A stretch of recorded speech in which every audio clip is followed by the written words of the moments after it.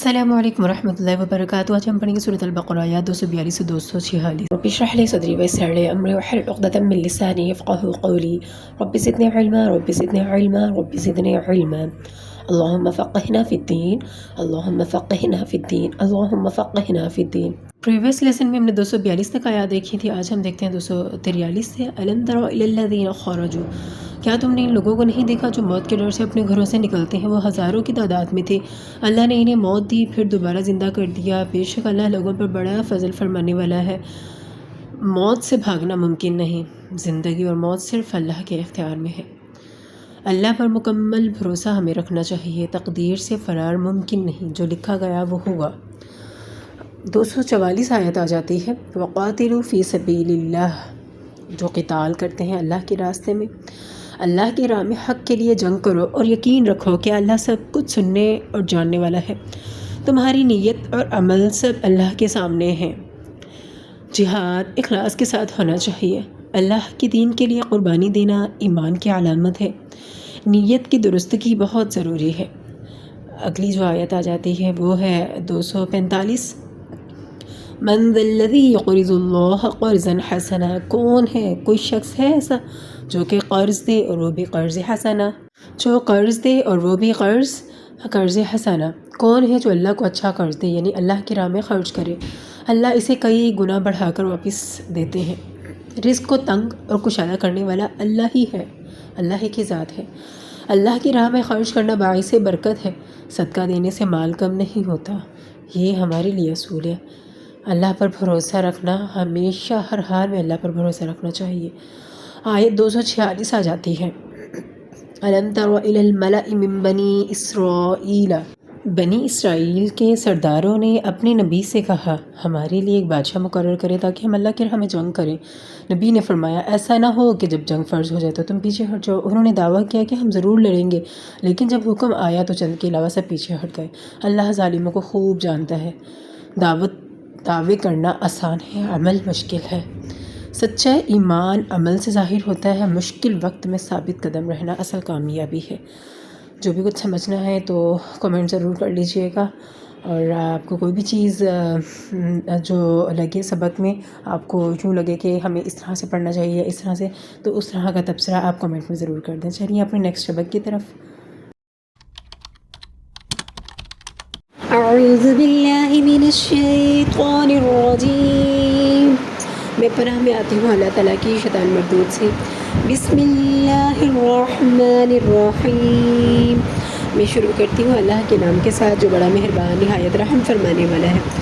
الم تر الی الذین خرجوا من دیارہم وهم الوف حذر الموت فقال لهم اللہ موتوا ثم احیاہم ان اللہ لذو فضل علی الناس ولکن اکثر الناس لا یشکرون۔ علم کیا نہیں، تروا تم نے دیکھا، الی الذین ان لوگوں کو، خرجو جو کہ نکلے، من دیارہم اپنے گھروں سے، وہم اور وہ الوف ہزاروں میں تھے، حذر الموت موت کے ڈر سے، فقال بس کہا لہم ان کے لیے، اللہ اللہ تعالیٰ نے موتو تم مر جاؤ، ثم پھر احیاہم پھر زندہ کیا ان کو، ان اللہ بے شک اللہ تعالیٰ لذو فضل البتہ بڑے فضل والا ہے، علی الناس لوگوں پر، ولیکن اور لیکن اکثر الناس اکثر لوگ لا یشکرون نہیں شعور رکھتے۔ بھلا تم نے ان لوگوں کو نہیں دیکھا جو شمار میں ہزاروں ہی تھے اور موت کے ڈر سے اپنے گھروں سے نکل بھاگے تھے، تو اللہ نے ان کو حکم دیا کہ تم مر جاؤ، پھر ان کو زندہ بھی کر دیا۔ بے شک تمہیں اللہ کچھ شک نہیں کہ اللہ لوگوں پر مہربانی رکھتا ہے، یعنی اللہ تعالیٰ لوگوں پر مہربان ہے، اور لیکن اکثر لوگ یہ شعور نہیں رکھتے اور اس چیز کا شکر ادا نہیں کرتے۔ وقاتلوا فی سبیل اللہ واعلموا ان اللہ سمیع علیم۔ وقاتلوا اور قتال کرو تم، یعنی تم جہاد کرو، فی سبیل اللہ اللہ کے راستے میں، وعلموا اور تم جان رکھو، ان اللہ بے شک اللہ تعالیٰ سمیع سننے والا ہے، علیم اور جاننے والا ہے۔ اور مسلمانوں اللہ کی راہ میں جہاد کرو اور جان رکھو کہ اللہ سب کچھ سنتا اور سب کچھ جانتا ہے۔